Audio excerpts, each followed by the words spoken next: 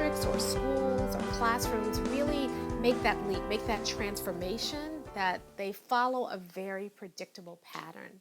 And so over the last couple of years, we've codified that pattern, we've tested it out, and we know it works. And so we have reoriented everything we do at Mindsteps to align with that pattern, because that's what we've seen to be the most successful. We call it the transformation process, and it has 5 pieces. So the first piece is the exploration stage, and that's a stage that really a lot of people just totally skip and ignore, and yet it is one of the most important stages, because at the exploration stage, that's where you get buy-in. And what a lot of districts do is they jump right into, here's what we're doing for this year, and they make that announcement. They never get buy-in from the people who actually have to put that process into practice.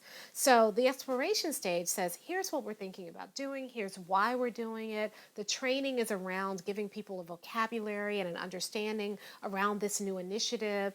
It gives people an opportunity to push back. And at the end of that exploration stage, you walk out with buy-in. Everybody may not know how to do it yet, but everybody is committed and focused on doing it. Once you get that buy-in from everybody, the next stage is the engage stage.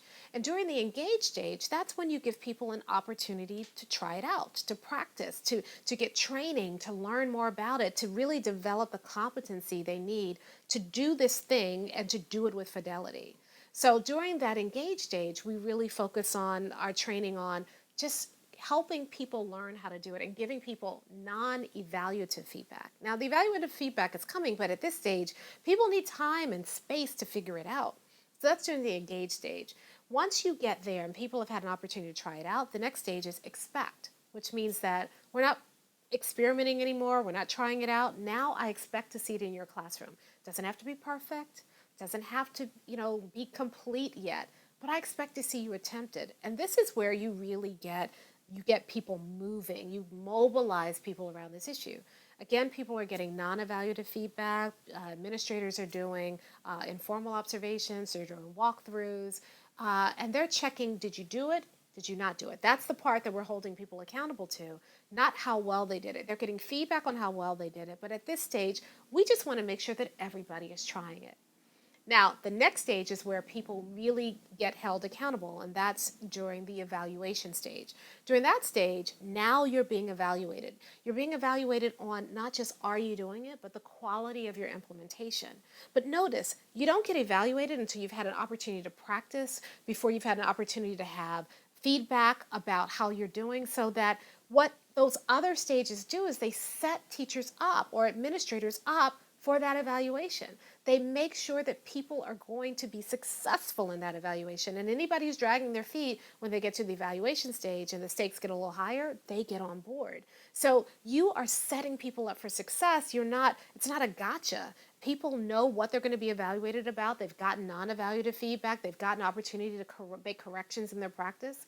When they get to this stage, they're ready. So the evaluation isn't intimidating. It's valuable, useful feedback. And then the last stage is the extension stage. That's where you take a look at everything you've done, take a look at how it's working. We do student focus groups during that portion of the piece, because we want to know how kids are responding to the work that we're doing. We're looking at student data, and we're trying to figure out, okay, what's now working? What do we still need to work on? And then what are our next steps going to be? And this whole cycle, and we call it a cycle because it continually moves. You continually iterate. Once this becomes a part of your culture, and that's really what it's designed to do, it's designed to become a part of your culture. But once it does, then you move to the next thing and the next thing. That's continual growth. That's continuous improvement at its best. And everybody's involved. Everybody's supported. Everybody is clear what that cycle looks like and what happens at each stage, so that people can move. And you're treating people like professionals, because this is not something that's done to them. This is a movement. This is something that everybody's a part of.